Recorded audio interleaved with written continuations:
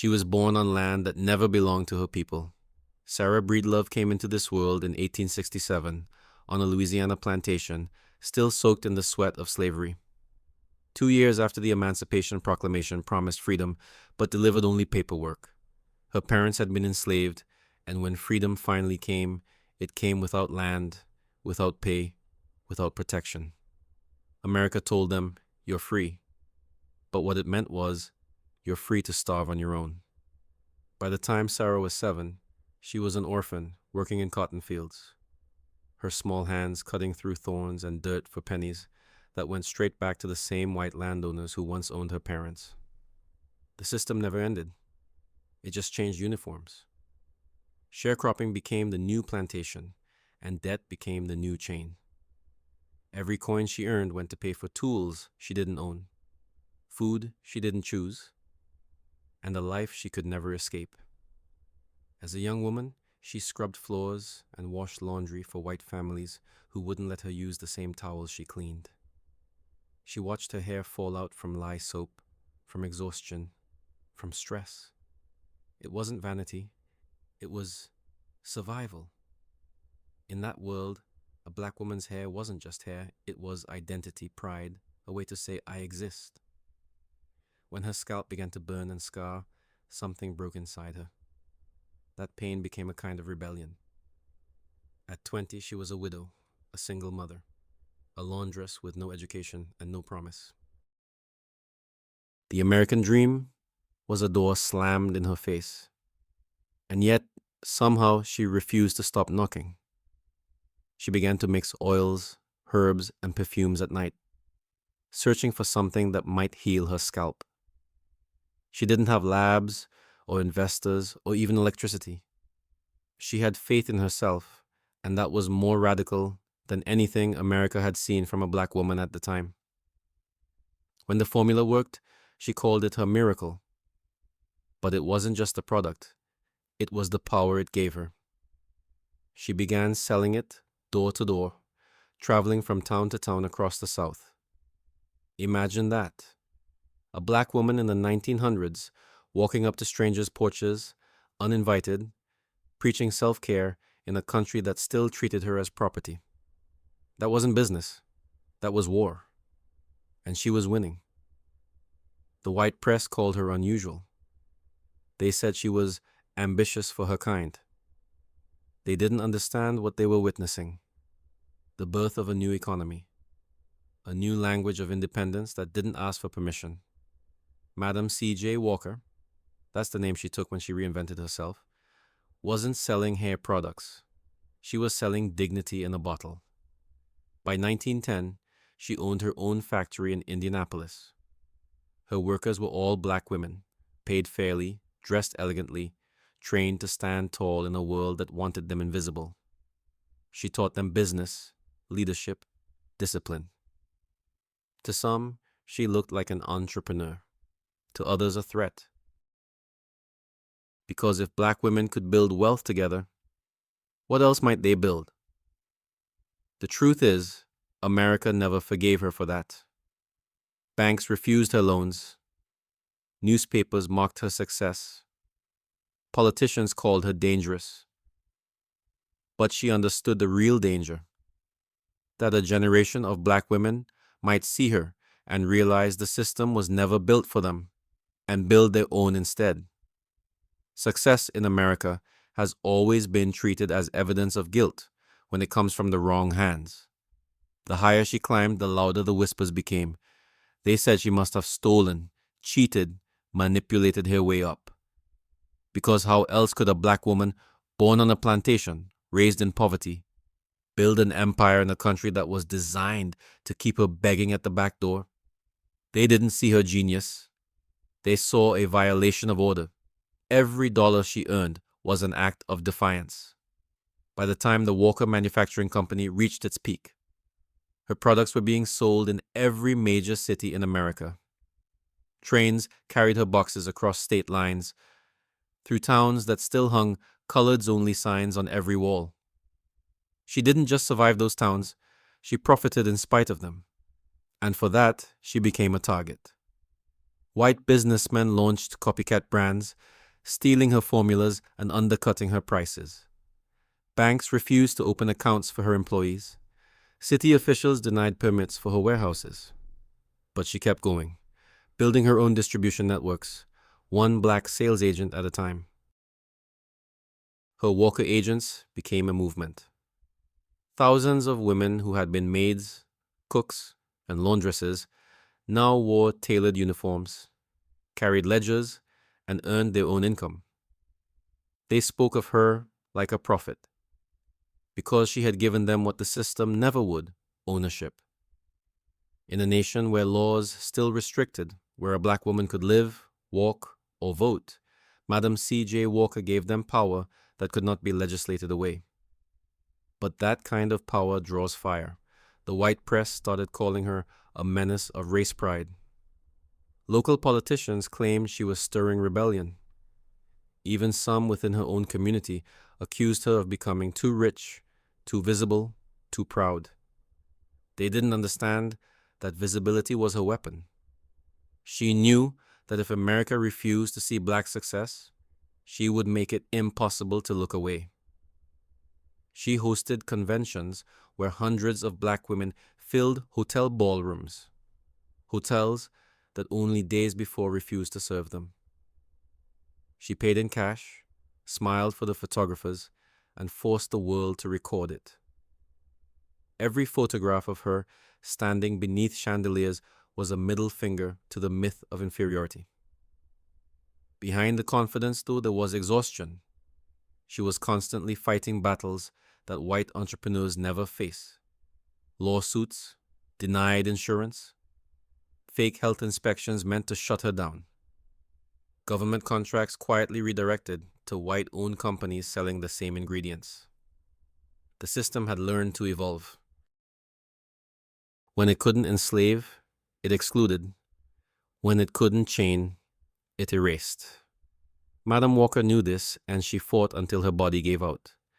But even as her kidneys failed, she spent her last months lecturing, donating, investing in black schools, and NAACP campaigns. Her money wasn't just wealth, it was ammunition. She died in 1919, at 51 years old, in a mansion she built with her own hands and willpower. A mansion so large, newspapers had to print blueprints just to prove it was real. But within years of her death, the vultures came. The banks refused to refinance her factories. Predatory taxes stripped her heirs of property. White competitors bought out her suppliers and squeezed the company out of the market. Her empire was dismantled quietly, methodically, the same way America has dismantled every instance of black prosperity it couldn't control. Yet, her legacy didn't vanish. It multiplied underground. Generations of black women entrepreneurs would carry her image in their mirrors, even if they didn't know her name. Every beauty salon that opened in a hostile neighborhood, every self-made business started from a kitchen table, every black woman who dared to believe she could build something her own was a continuation of her rebellion. History remembers her as a businesswoman, but that's too small a word. She was an architect of resistance. She proved that capitalism, when stripped of its gatekeepers, could become a form of revolution. And that's what made her dangerous. Not her success, but her proof that the system wasn't unbreakable. She cracked it open with oil, faith, and fire. When people talk about the American dream, they forget that for millions, it was never a dream. It was a debt. Madam C.J. Walker didn't pay that debt. She burned it, and in the ashes, she built her own economy. He came to Tulsa with a vision that sounded like madness to everyone else. O.W. Gurley was a businessman, a dreamer, and above all, a man who refused to accept the geography of oppression. In 1906, when white America was drawing invisible lines to keep black people poor, Gurley picked up a map and drew his own. He bought 40 acres of land just north of the railroad tracks. a border that separated the white downtown from the nothingness reserved for the colored. He looked at that empty land, red dirt and dust, and saw what no one else dared to imagine: a city within a city, owned and run entirely by black hands. At the time, it was a radical act of defiance. Every law, every custom, every whisper in the streets told him that black prosperity was temporary at best, dangerous at worst. But Gurley believed that independence wasn't a gift to be begged for. It was something you built, piece by piece, until the world couldn't ignore it. He opened a boarding house first, then a grocery store, then a bank. Others followed. Within years, that dusty patch of land became something the country had never seen before. A thriving district where black people owned everything: homes, businesses, doctors' offices, schools. The sound of jazz floated from windows while men in pressed suits and women in silk walked streets named after themselves. They called it Greenwood. White Tulsa called it Little Africa. But the people who lived there knew what it really was: proof. Proof that intelligence, ambition, and discipline weren't limited by race. Proof that after centuries of being robbed blind, black Americans could create an economy strong enough to feed itself. By 1920, Greenwood had more than 200 businesses, including a hospital, a movie theater, and one of the most successful newspapers in the region. The Tulsa Star didn't just report the news, it challenged the lies of the white press, exposing lynchings, discrimination, and corruption. For a brief, shining moment, Greenwood was everything America pretended to be: free, industrious, self-sufficient. But prosperity, when it's black, always draws blood. The white city across the tracks began to fume. How dare they live better? How dare they dress better? How dare they thrive without permission? Gurley's district became a symbol of what could happen if the system ever lost control. And control in America is everything. Banks stopped offering fair credit to black business owners. Insurance companies raised premiums without explanation. City inspectors began showing up unannounced, declaring buildings unsafe. But Greenwood kept expanding anyway. It was an economy immune to humiliation. Gurley's hotel filled every night with travelers who couldn't stay downtown because of the color of their skin. His grocery store became a safe hub for families migrating from Mississippi, Arkansas, and Texas, all running from the same invisible wall that divided wealth from survival. Every dollar spent in Greenwood stayed in Greenwood.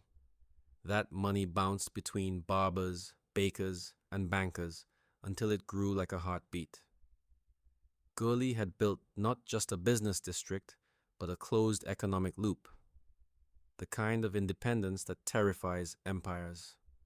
When white Tulsa looked north at those bright lights and bustling streets, it didn't see neighbors, it saw rebellion. A challenge to the racial order that underpinned the entire country. There's a photograph of Gurley standing outside his hotel, dressed in a dark three-piece suit, his expression calm but unyielding. Behind him, the sign reads, "Negro Rooms, Modern Amenities." He knew what that meant. It wasn't just hospitality, it was protest in plain sight. Every brick he laid was a direct assault on the lie that black people couldn't govern, couldn't build, couldn't prosper without white supervision. And that made him dangerous. By 1921, the tension had turned electric. The oil boom had filled Tulsa's white side with new money and old hatred.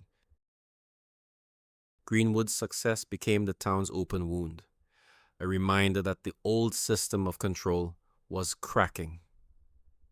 Rumors began to spread. White businessmen claimed black entrepreneurs were cheating taxes. The local paper ran stories mocking colored millionaires. Politicians whispered about putting them back in their place. And through it all, Gurley kept building, unaware that the fire had already started.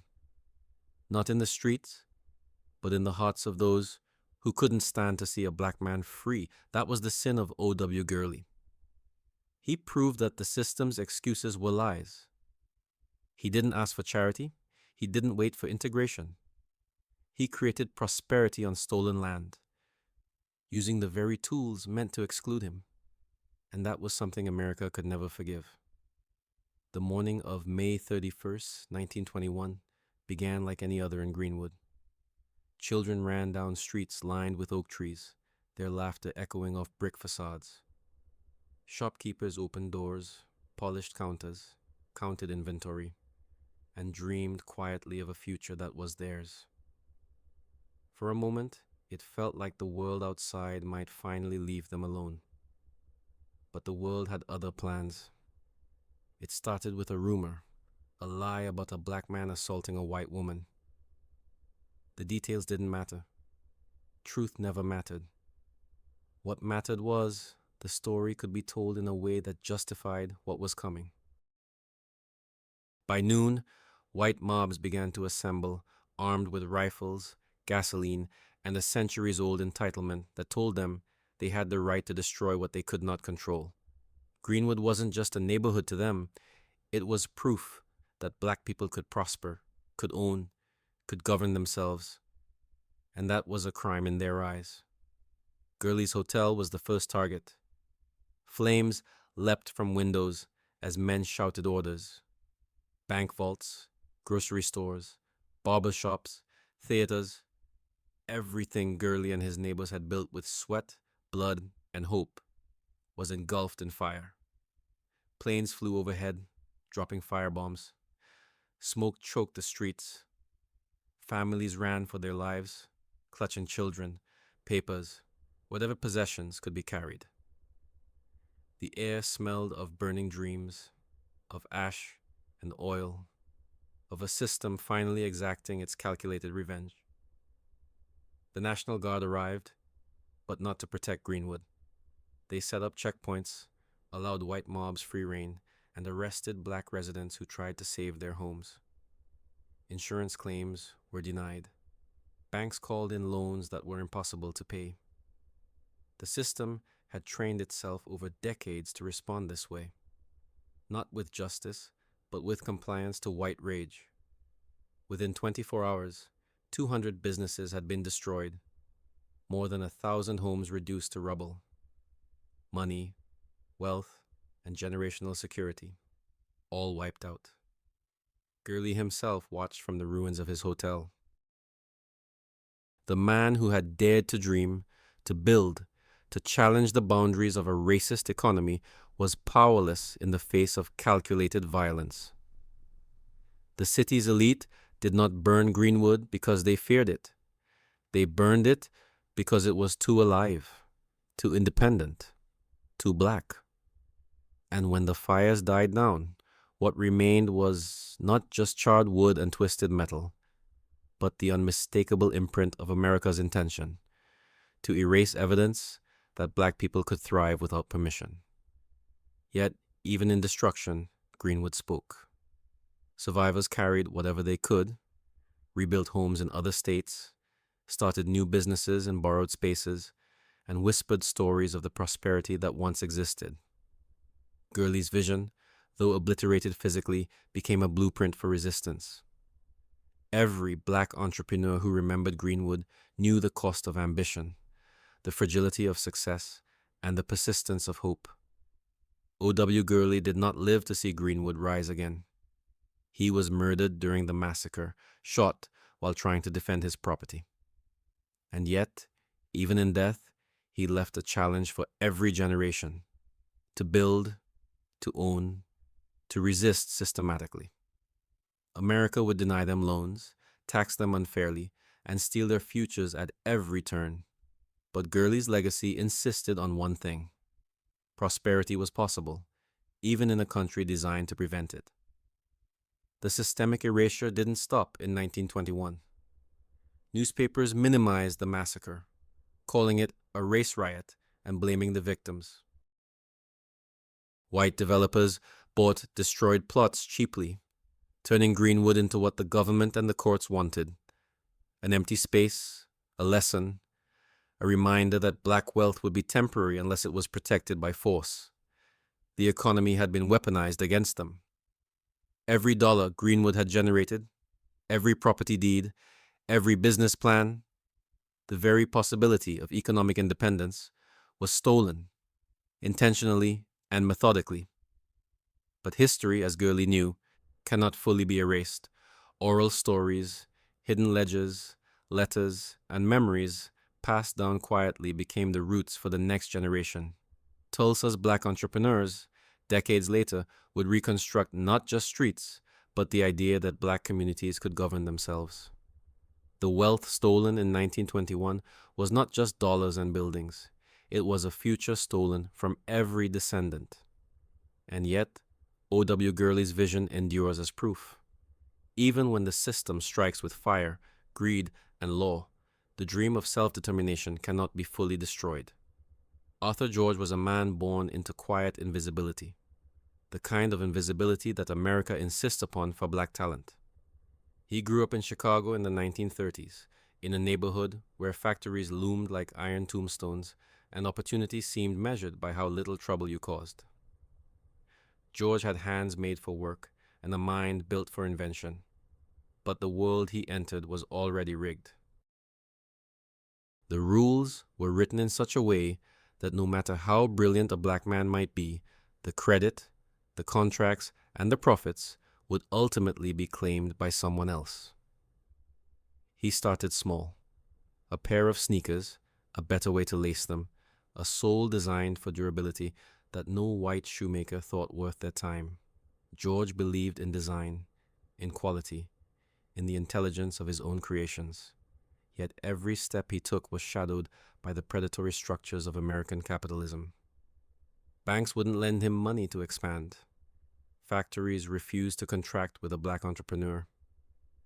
And when he finally found a white-owned manufacturer willing to produce his designs, they quietly patented his work under their own names. George's vision was stolen piece by piece, systematically, deliberately, and legally. But he kept going. He refused to leave Chicago, refused to accept invisibility as his fate. He opened a small storefront on a quiet street, one that carried the weight of 100 unseen battles.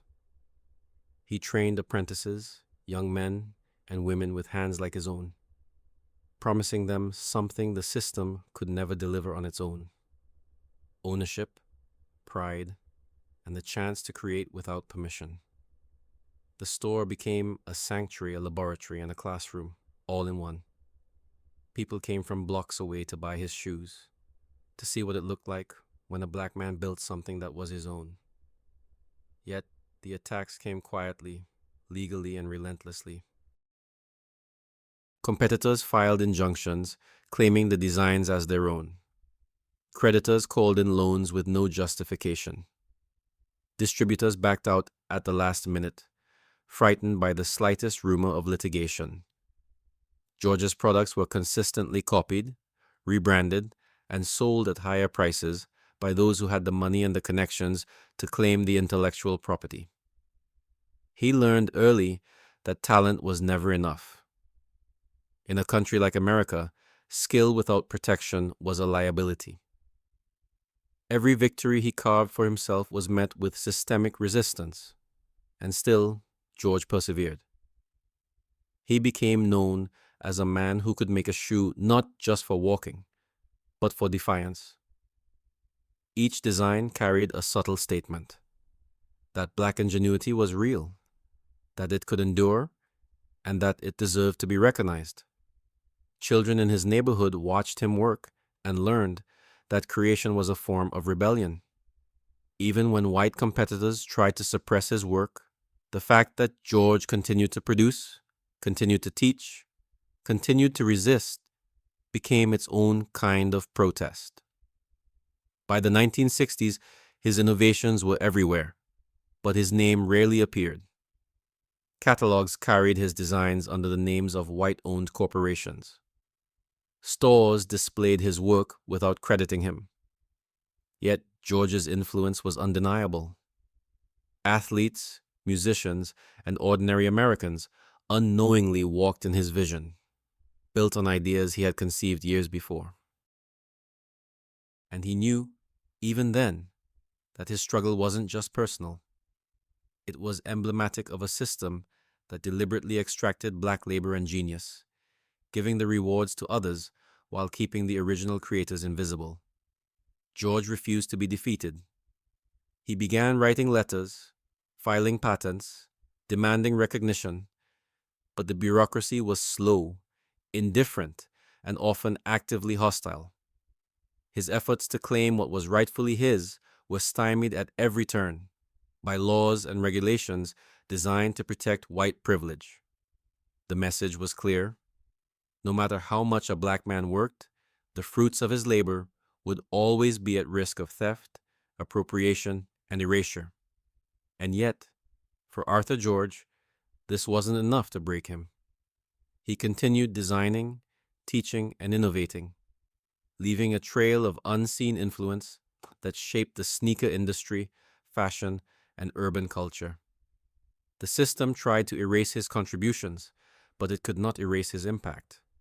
Every shoe, every design, every young apprentice who walked out of his store carrying his methods forward was a testament to his resilience, a reminder that the intellectual theft was deliberate, systematic, and immoral, but not capable of destroying the human spirit.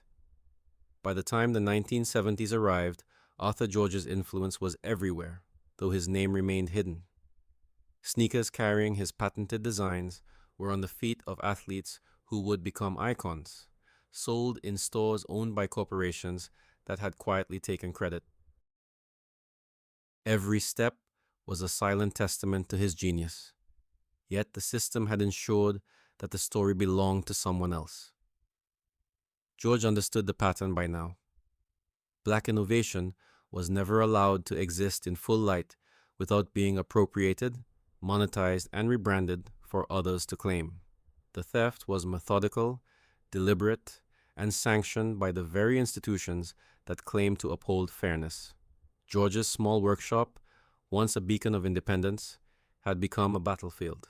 Patent lawyers argued over the validity of his claims, while corporate attorneys found loopholes to strip him of recognition. Banks refused to fund litigation, claiming risk, though the real risk they feared was a black man asserting ownership.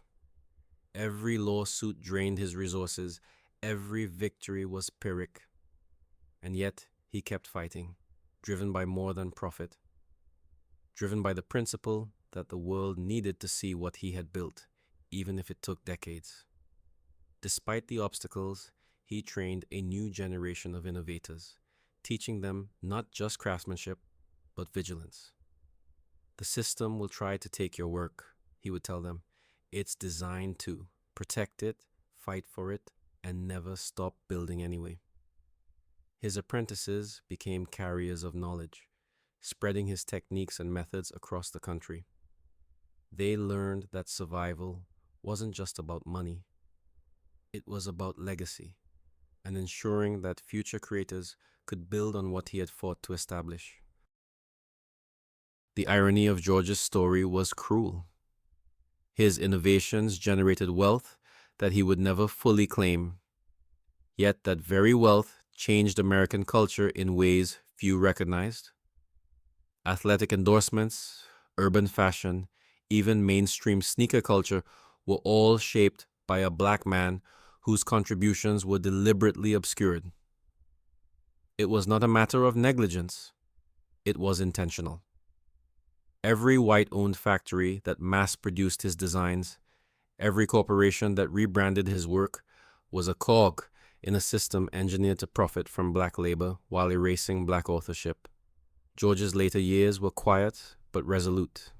He lived knowing that the law and the economy were stacked against him, that his name would not be written in textbooks or commemorated in the museums that celebrated American ingenuity.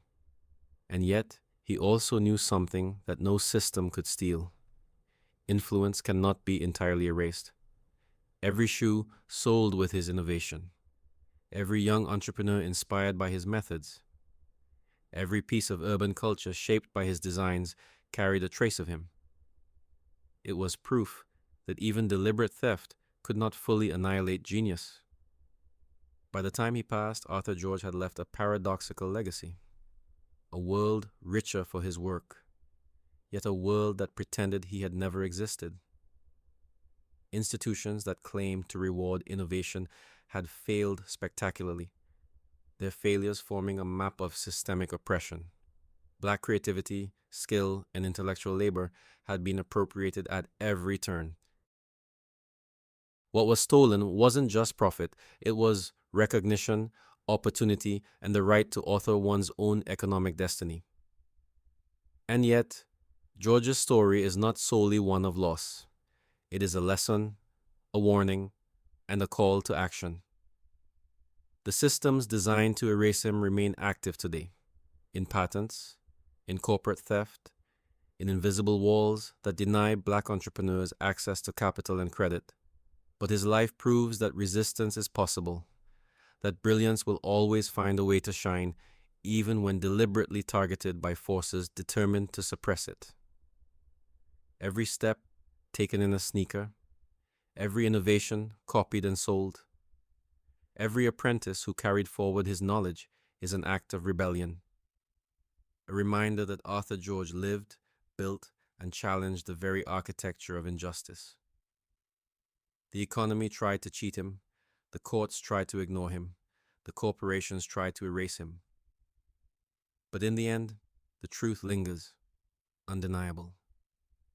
Arthur George built what America tried to steal, and in the echoes of every innovation he inspired, he still walks, undefeated.